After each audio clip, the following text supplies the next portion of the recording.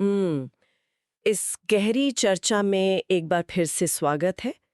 आज हमारे पास जो स्रोत सामग्री है ना, वो दार्शनिक और मनोवैज्ञानिक दृष्टि से किसी बड़े खजाने से कम नहीं है। बिल्कुल, ये काफ़ी समृद्ध सामग्री है। हाँ, हम असल में श्री अरबिंदो की एक बेहद प्रभावशाली रचना द सिंथेसिस ऑफ योग के एक बहुत ही विशिष्ट हिस्से पर आज विस्तार से चर्चा करने वाले हैं। और ये बताना भी ज़रूरी है कि ये ग्रंथ मूल रूप से 1914 से 1921 के बीच आर्या नामक पत्रिका में प्रकाशित हुआ था। जी, और आज हम इसके 1999 के संस्करण का उपयोग कर रहे हैं।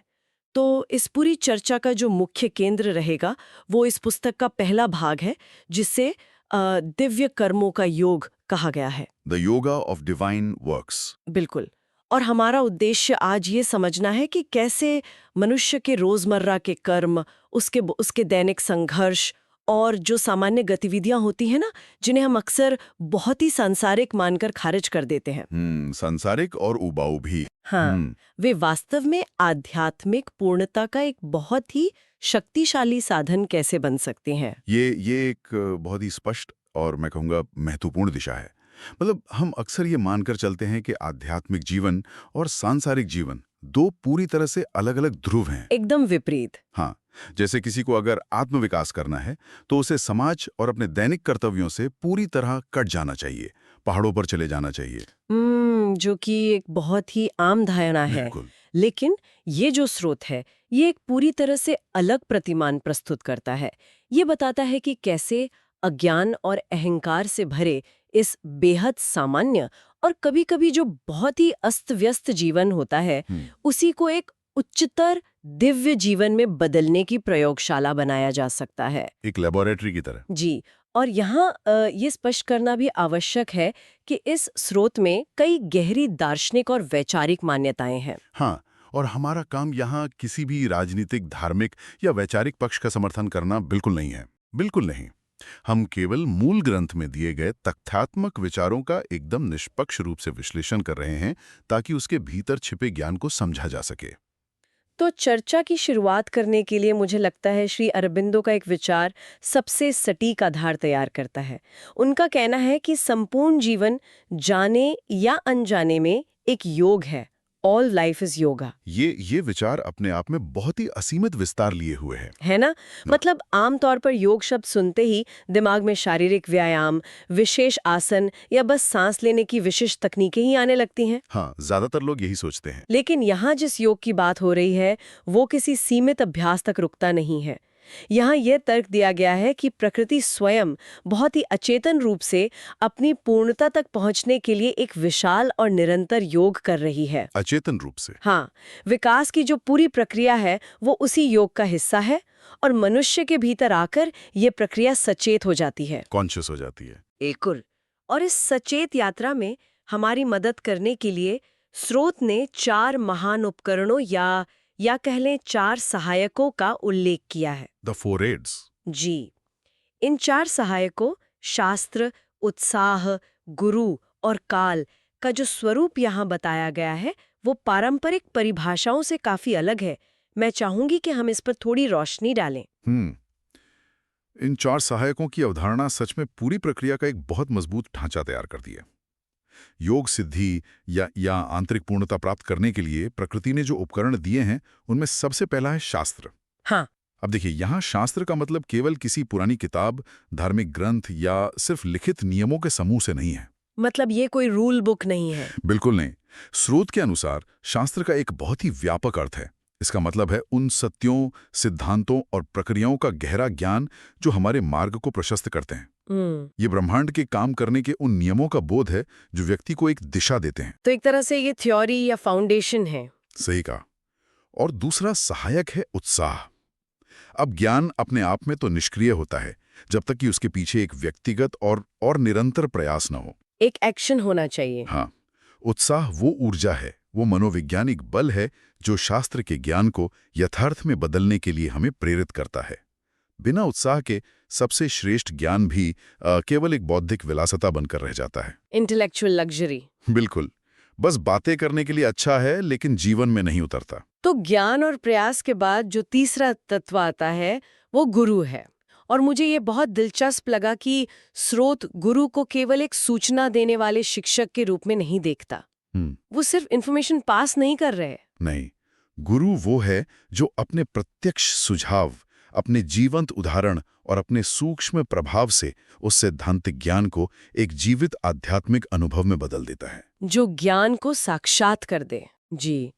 और अंत में जो चौथा सहायक है वो है काल या समय। आधुनिक दौर में जहां जहां हर चीज का तुरंत परिणाम चाहिए होता है लोगों को, वहां काल को एक साधन के रूप में देखना बहुत जरूरी है। आज के फास्ट फूड जमाने में ये बहुत जरूरी बात है। बिल्कुल। हर क्रिया का अपना एक चक्र होता है, अपनी एक गति होती है। समय वो कैनवास है जिस पर बाकी तीनों सहायक अपना काम करते हैं। अगर हम इसे रोजमर्रा के जीवन की किसी चीज से जोड़ें, जैसे कि कोई नया कौशल सीखना। हाँ, जैसे क्वांटम भौतिकी को समझना या एक जटिल सिम्फनी की रचना करना, तो ये चारों तत्व वहां भी काम करते हैं। एकदम सही उदाहरण है। व्यक्ति को पहले गहरे सिद्धांतों का अध्ययन करना होता है, जो शास्त्र हो गया, फिर निरंतर बौद्धिक श्रम करना होता है, जो उत्साह है, एक अनुभवी मार्गदर्शक की आवश्यकता होती है, जो गुरु है, और सबसे बढ़कर उस पूरे ज्ञान को मस्तिष्क में पूरी तरह से व्यवस्थित होने के लिए वर्षों का समय देना होता है। ये समानता स्रोत के मूल विचार को ही पुष्ट करती है कि जीवन के सामान्य कार्यों पर लागू होने वाले जो नियम हैं, वे ही चेतना के उच्चतम विकास पर भी लागू होते हैं। लेकिन समस्या तब आती है जब इन चार सहायकों के बीच कोई संतुलन नहीं होता। वो कैसे? मान लीजिए किसी के पास बहुत अत्यधिक उत्साह है, लेकिन शास्त्र का ज्ञान नहीं है या गुरु का मार्गदर्शन नहीं है, तो वो ऊर्जा केवल एक अंधी और दिशाहीन भागदौड़ में बदल जाती है। हाँ, मतलब बस मेहनत किए जा रहे हैं बिना दिशा के। बिल्कुल, जिससे अंत में थकान और निराशा ही हाथ लगती है। इसी तरह अगर शास्त्र का ज्ञान है, लेकिन उसे समय यानी काल के साथ परिपक्व होने का अवसर नहीं दिया जाता, तो व्यक्ति अधीरता का शिकार हो जाता है, फ्रस्ट्रेट हो जाता है। हाँ, इसलिए इन चारों का एक साथ एक लय में काम करना बहुत अनिवार्य है। लेकिन यहाँ एक सवाल उठता है। इन बेहतरीन उपकरणों के होने के बावजूद मनुष्य के लिए अपने स्वभाव को बदलना इतना कठिन क्यों होता है? ये एक बहुत ही गहरा सवाल है। इसका उत्तर स्रोत के उस हिस्से में मिलता है जहां मनुष्य के आंतरिक स्वरूप का बहुत ही सूक्ष्म मनोवैज्ञानिक विश्लेषण किया गया है। मनुष्य के भीतर की स्थिति को मोटे तौर पर बनी हुई एक अव्यवस्थित अराजकता कहा गया है, अ रफली कॉन्स्टिट्यूटेड केओस। यह एक ऐसा विवरण है जो इंसान की रोजमर्रा की उलझनों को बहुत सटीकता से पकड़ता है ना? ऐसा प्रतीत होता है जैसे एक ही इंसान के भीतर कई अलग अलग व्यक्तित्व एक साथ निवास कर रहे हैं और वे आपस में कभी सहमति नहीं होते। बिल्कुल। बुद्धि एक तार्किक निर्णय लेती है, लेकिन भावनाएं तुरंत उसके विपरीत कुछ और मांग करने लगती हैं, और शरीर अपनी पुरानी आदतों के गुरुत्वाकर्षण से बाहर ही नहीं आना चाहता। शरीर तो हमेशा आराम खोजता है। हाँ, ये एक निरंतर आंतरिक युद्ध की स्थिति बनी रहती है। और इसी आंतरिक युद्ध और अराजकता को शांत करने के लिए आत्मसमर्पण की प्रक्रिया को समझना बहुत आवश्यक है। Self consecration.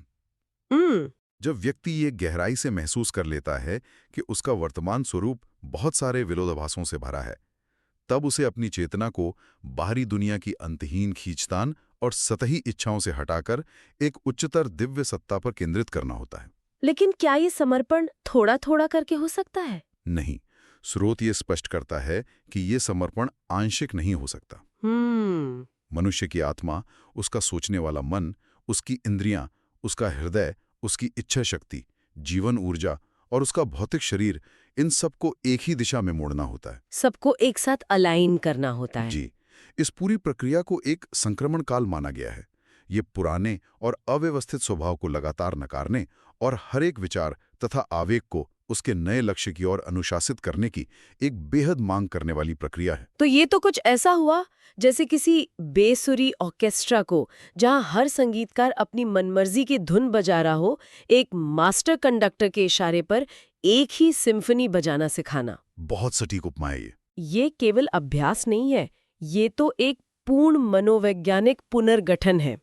लेकिन यहीं पर एक बहुत ही व्यवहारिक और मैं कहूंगी तीखा सवाल सामने आता है। बताइए।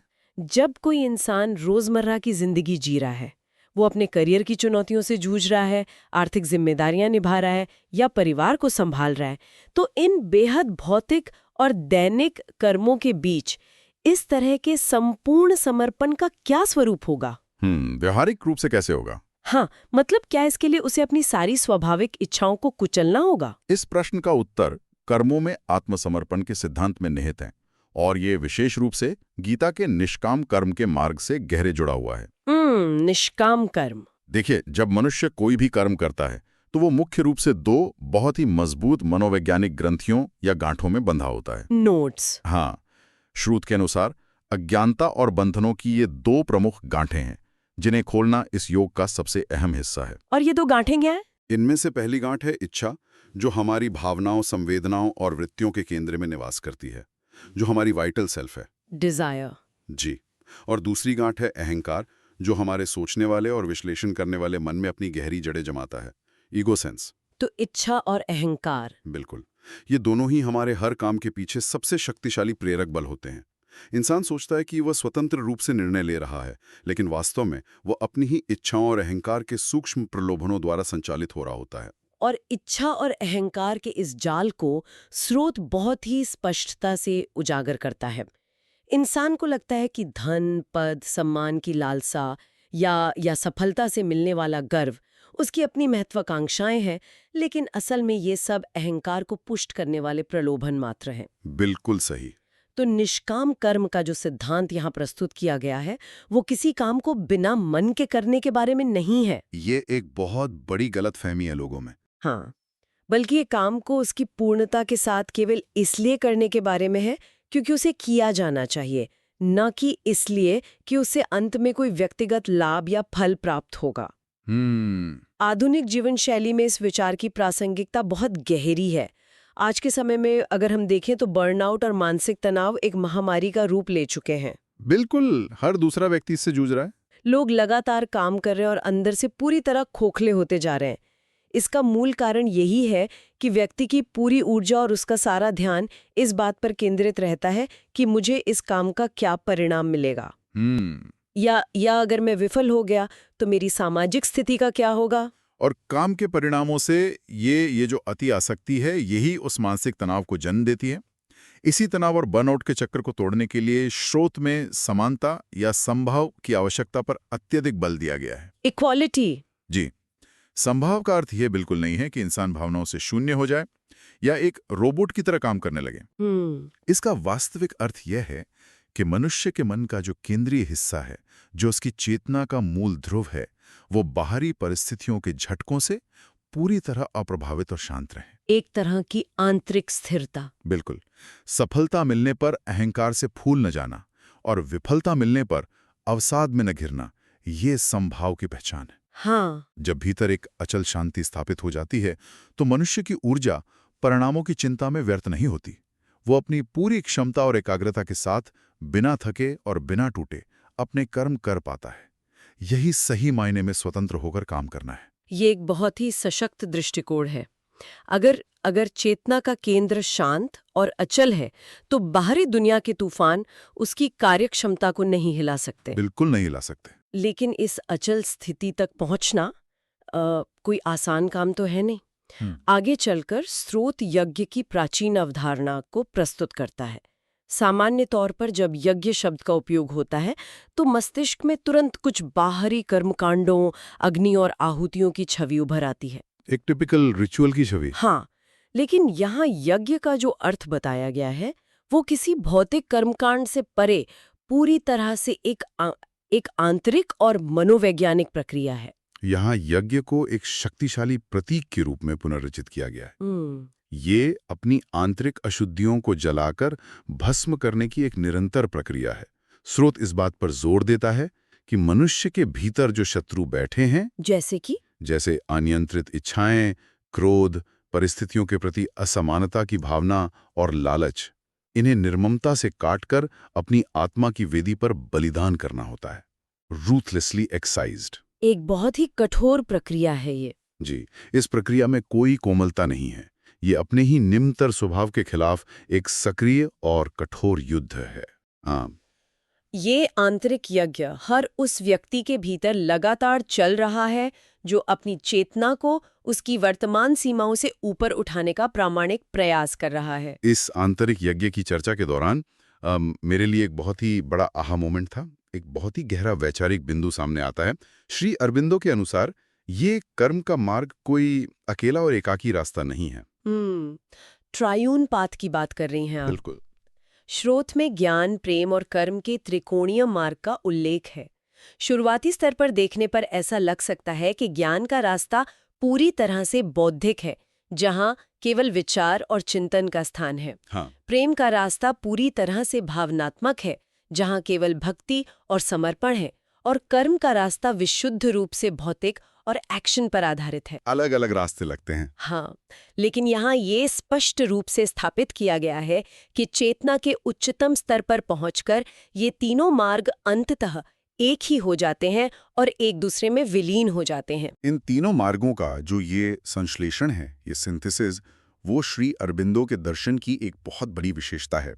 ये माना जाता है कि उत्कृष्ट और सच्चा ज्ञान स्वाभाविक रूप से प्रेम को जन्म देता है। जब कोई व्यक्ति ब्रह्मांड के मूल सत्यों को या किसी अन्य जीव की वास्तविक प्रकृति को गहराई से समझ लेता है, तो उस ज्ञान से एक व्यापक प्रेम और करुणा उत्पन्न हुए बिना नहीं रह सकती। ज्ञान से प्रेम का उदय। जी।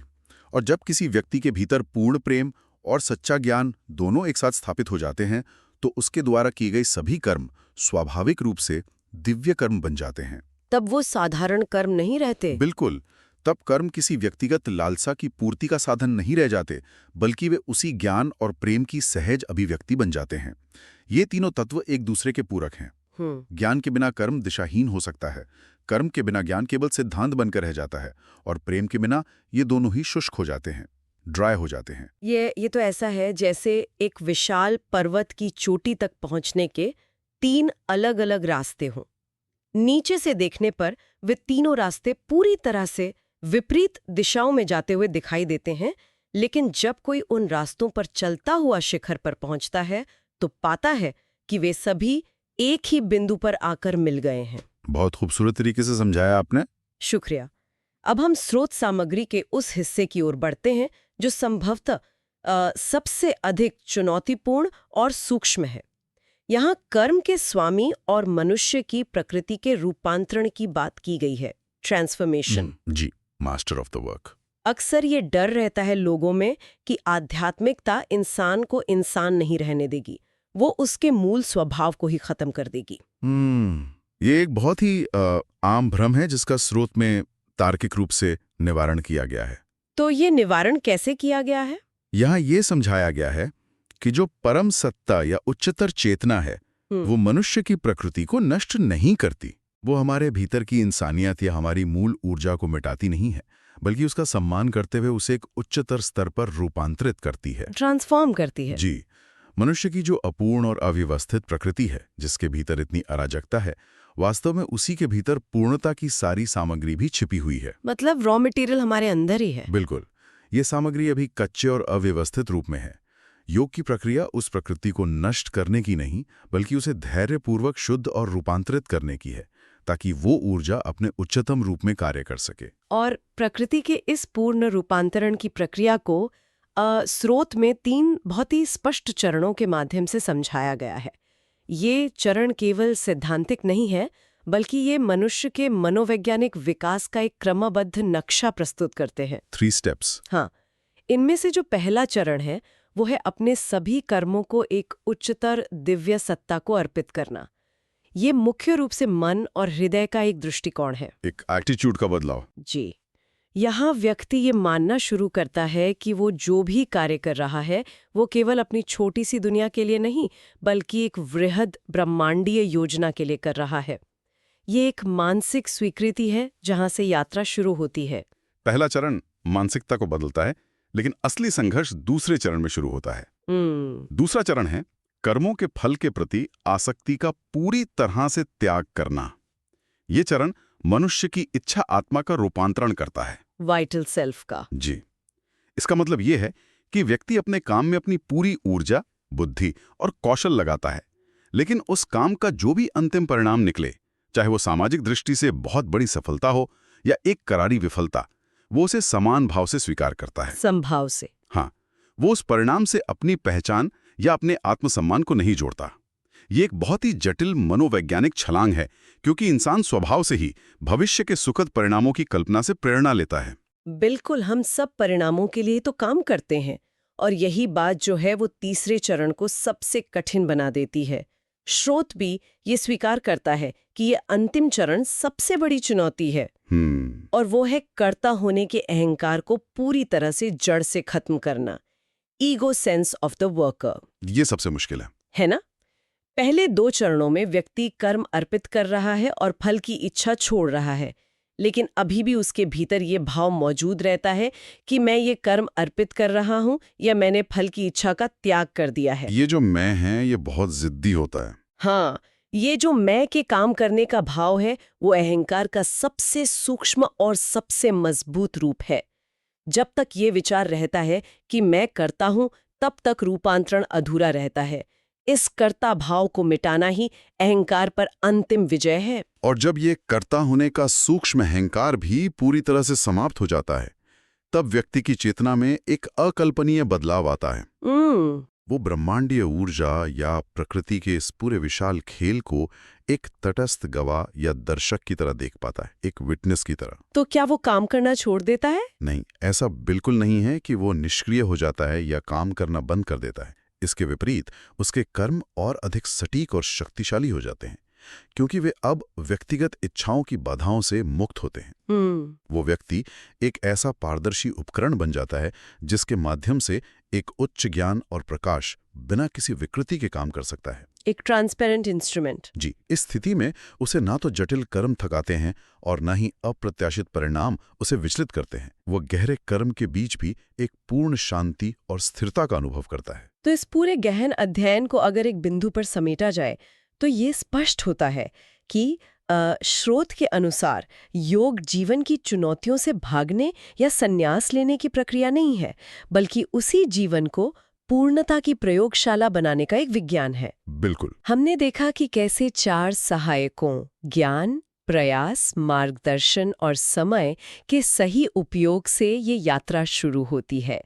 फिर हमने मनुष्य के भीतर की उस अव्यवस्थित अराजकता को समझा जिसे एक दिशा में लाना आवश्यक है। हाँ, हमने यह भी देखा कि इच्छा और अहंकार की ग्रंथियां कैसे हमें बांधती हैं और कैसे निष्काम कर्म के जरिए अपने हर काम को एक सक्रिय आंतरिक यज्ञ में बदला जा सकता है। ये सब अंततः कर्ता के अहंकार को मिटाकर एक तटस्थ गवाह बनने की दिशा में ले जाता है, जहां मनुष्य एक विशाल और शांत चेतना के साथ काम करता है। ये यात्रा निस्संदेह मनुष्य को उसकी वर्तमान सीमित, भयभीत और अज्ञानी अवस्था से निकालकर एक ऐसे स्तर पर ले जाती है जहां ज्ञान, प्रेम और कर्म अलग अलग नहीं रहते, बल्कि वे एक साथ मिलकर एक पूर्ण और दिव्य जीवन का निर्माण करते हैं। ये मानव चेतना के विकास का अगला तार्किक कदम प्रतीत होता है। इस गहरे और परिवर्तनकारी विचार प्रवाह को समाप्त करने से पहले स्रोत सामग्री के इसी चिंतन से उपजा एक ऐसा सवाल सामने आता है जिस पर विचार करना मुझे लगता है बहुत दिलचस्प होगा। कौन सा सवाल है? देखिए, यदि कोई व्यक्ति सच में अपने हर एक कार्य को, यहाँ तक कि जीवन के सबसे साधारण और छोटे काम को भी बिना किसी व्यक्तिगत परिणाम, लाभ या फल की इच्छा के पूरी तरह से समर्पित करना सीख जाए, तो मानवीय महत्वाकांक्षा के मूल स्वरूप का क्या होगा? Human ambition. हाँ, हम जानते हैं कि अब तक मानव सभ्यता का ज्यादातर विकास इसी व्यक्तिगत महत्वाकांक्षा के ईंधन से हुआ है। बिल्कुल। तो क्या अहंकार और इच्छा के मिट जाने पर यह महत्वाकांक्षा पूरी तरह से विलुप्त हो जाएगी, या फिर क्या ये किसी ऐसे नए, अपरिचित और विशाल रूप में विकसित होगी जो केवल एक व्यक्ति की नहीं बल्कि पूरी मानवता के उत्थान की महत्वाकांक्षा बन जाएगी? ये एक बहुत ही गहरा विचार है। क्या इच्छाओं के बिना भी विकास की आग और अधिक प्रखरता से जल सकती है? ये एक ऐसा विचार है जिससे हम सबको अपने एकांत में खोजना चाहिए। आज के इस गहरे वैचारिक अध्ययन में बस इतना ही।